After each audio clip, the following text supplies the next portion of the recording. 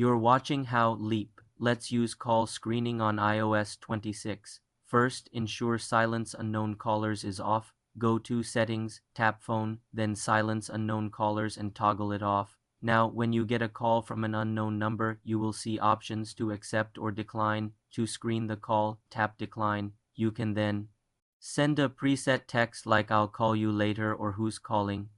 The caller will see your message and can reply via text.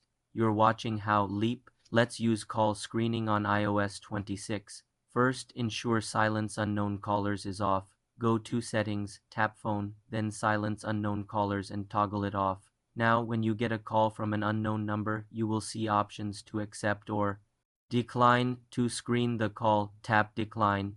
You can then send a preset text like "I'll call you later" or "Who's calling?"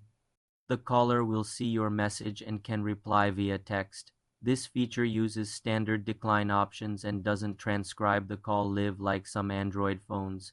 For more advanced screening, consider a third-party app. For more simple tech tutorials, subscribe to the channel.